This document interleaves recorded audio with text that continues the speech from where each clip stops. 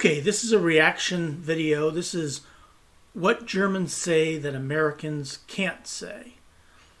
This is from Passport 2. Please click like, share, and subscribe for them as well as for Scott Dova's Interesting World. What Germans can say that Americans can't say. Well, let's find out. These German words have no English translation. So what do they mean?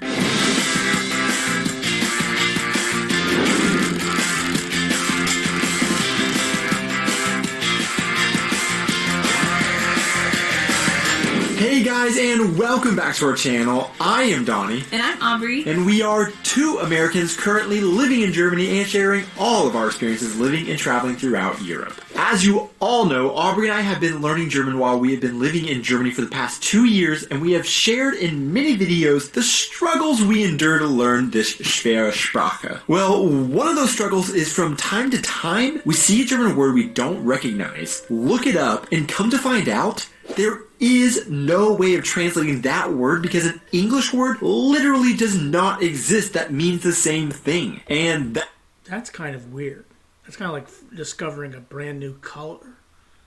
That is exactly what we're going to talk about today in our video. Overheard a German word that in English is unheard of. One of our favorite times of year in Germany is the Christmas season, when you can stand around a fire pit, listening to Christmas carols, laughing with... I mean, I think that would be pretty awesome to go visit Germany during Christmas time, or actually another country during Christmas time.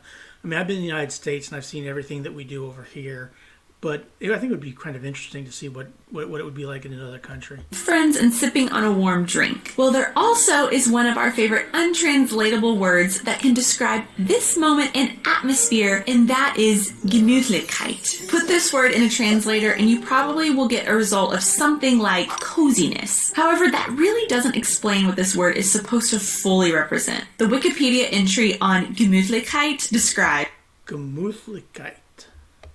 Cozy captures an element of it, but crucially lacks those of friendliness and belonging. To be honest, this is a word that I don't think we can truly, fully understand the emotional feeling behind what Gemütlichkeit means. I mean, I understand what coziness feels like, and the description of the Christmas market feels like what I think it should mean, but it's those little extra pieces beyond just coziness that I can't quite wrap my head around exactly what the word is trying to convey. Whenever I was looking into trying to figure out what this word truly represents, I kept seeing examples that actually quintessential Gemütlichkeit would be found at a beer garden on a nice summer evening. That is kind of strange. I mean, coziness doesn't really describe it, and there's just so many most famous Oktoberfest song sung about every 20 minutes at Oktoberfest called Ein Prosit says Ein Prosit der Gemütlichkeit. Sorry for killing it by just saying it, but I'm not going to sing it. Oktoberfestsongs.com tries to help explain the definition of Gemütlichkeit and why it is sung at Oktoberfest like this. English translation is coziness or good cheer, but Gemütlichkeit goes a step further and encapsulates a feeling of belonging, social acceptance, and leaving your troubles at the door. So it kind of means, that's not coziness. It looks like it's good cheer, it's friendliness, it's brotherhood and sisterhood and that sort of thing. Yeah, I'm guessing that's what it was trying to convey, but it doesn't. But there's not an English word that translates for it. Help all of us better understand the emotion behind this word by writing in the comments what type of scene or moment best describes Gemütlichkeit to you. Before we get to our next word, we make videos based on what it seems like you guys like the most. So hit that like and subscribe buttons to let us know that you are enjoying them. I think we all can relate to the English word homesick, which of course describes the feeling of being away from home for a long period of time and wanting to go back. German also has this word which directly translates to Heimweh, with Heim meaning Heimweh meaning home and weh meaning hurt. However, German is very interesting in that it also has another word that English doesn't have, Fernweh. Fernweh is the Fernweh. Am I saying that right? Fernweh. Opposite of homesickness, as it is the longing and hurt to travel or see faraway places. It actually... So if you don't want to... Well, hold on. Actually, it's funny because since English doesn't have a translation for... this word, when you put Fernweh into a translator, you will likely get Wanderlust. But Wanderlust is a German word that English borrowed because of our lack of a word for this feeling. However, in German, Wanderlust and Fernweh are actually two different things. A BBC article explains Fernweh actually grew out of Wanderlust, a popular word in the 19th century German Romantic movement which valued a love of nature that stemmed from a sudden Teutonic interest in exploring Central Europe's forests and untrammeled landscapes. To put it in a way that we think we have come to understand, Wanderlust would be the feeling you could have had in summer of 2019 when you were looking at your holidays and thinking about traveling to a different country. You had a desire to travel, and maybe it had been a little while, so you... You know, I was actually supposed to go to France in 2020, but COVID stopped that. So... were eager to do so. Fernweh, on the other hand, would be more like it's 2021. You had a trip planned for the spring of 2020, but it was canceled. You were put into lockdown. And okay, Fernweh. That's. I experienced Fernweh. Okay, I got it. Okay, I just explained it. I was supposed to go to Paris. I was going to go up to see Normandy. We were all set, all planned, and then COVID hit. Now you have a very strong physical ache or pain because you really, really want to get out and travel, but you just can't. So to translate Fernweh as Wanderlust or Wanderlust just doesn't convey the emotional difference that exists in the German language between these two words. But I guess it is the best that English has figured out to do without a word of its own to express this feeling. Sometimes untranslatable German words aren't untranslatable because of cultural differences and the lack of language development around an emotion or activity that another culture can't relate to. Sometimes these words are very relatable between two cultures, but German just has a much more concise way of describing a situation by a single word, unlike in English where we use an entire sentence to describe a situation. This is exactly the case with another one of my favorite untranslatable German words, sehr schlimm bessern. Sehr schlimm besser. If I say that right, sehr schlimm besser. Comes from the German word verschlimmern, meaning to make worse, and verbessern, meaning to make better. So how can a word make sense if it for better or for worse literally means to make worse, to make better? Well, although English doesn't have a direct one-word translation, that obviously does not mean that we are not immune to this experience, and we would just say, you were trying to make it better, but you actually just made it worse. Yet simply having The road to hell is paved with good intentions. one word for Schlimmbessern is much more concise. The German embassy in Washington has a blog, and in it they describe an example of Verschlimmbessern as, for example, a company may have updated their iPhone app to add more features, but the update may have made it more confusing for users to navigate. This would be an example of Verschlimmbessern, since the update actually made the product worse. Improving something to a failure.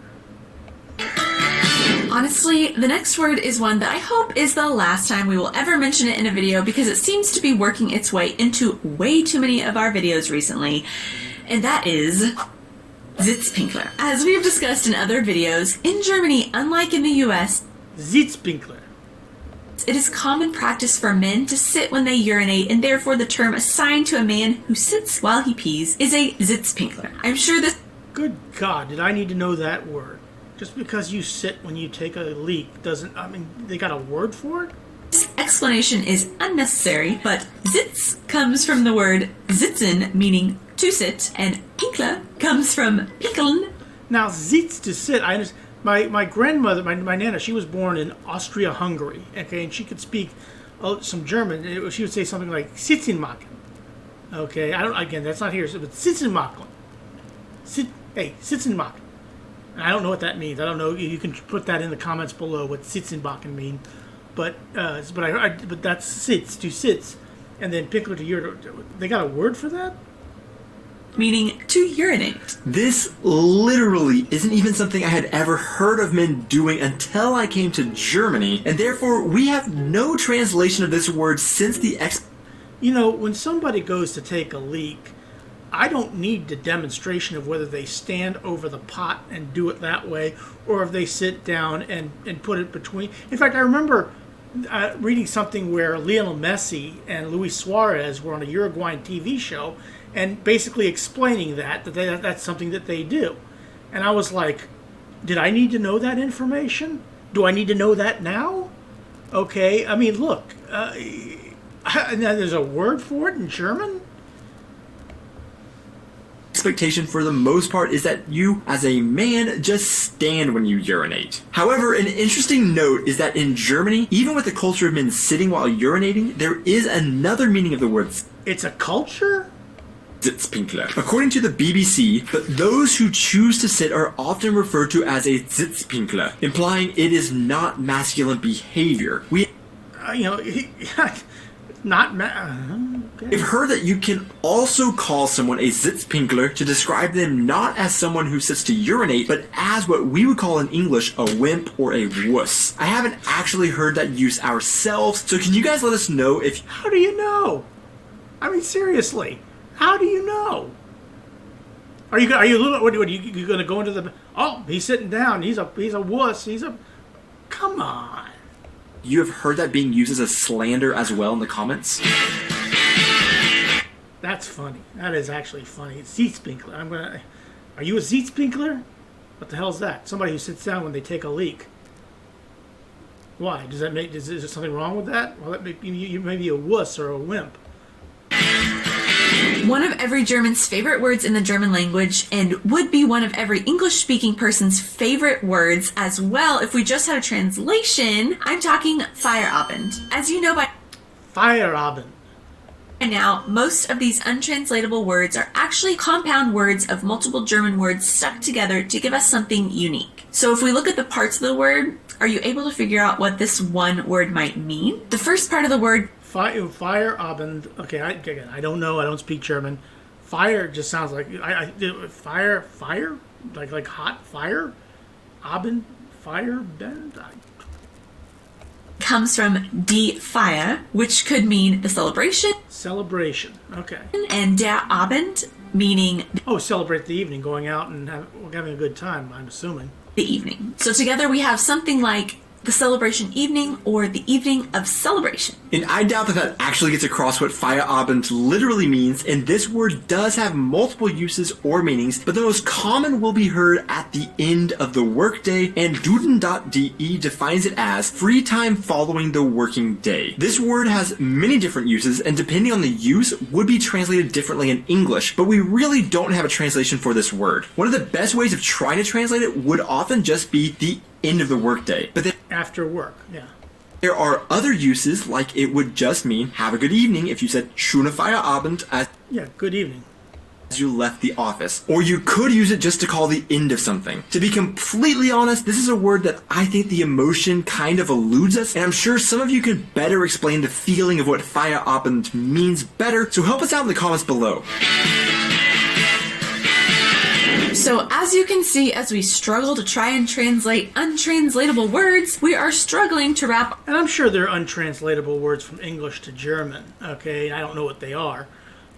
But these are quite interesting words. Our minds around what some of these words even mean and how culture has seemed to dictate that some languages have words that others do not have. There are actually a ton more of these words still out there, and these were just a few that we like, but go ahead and leave your favorite untranslatable words in the comments below and what they mean, if you can find a way to describe it. To see who made it this far into the video, the random question of the week is bacon or sausage? Which one do you...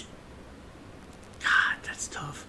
I kind of like bacon on the side, but I like sausage on a sandwich. You prefer for breakfast. Thanks so much for watching this video, guys. Please be sure to hit that like and subscribe buttons, and we will see you in our next video. Cheers!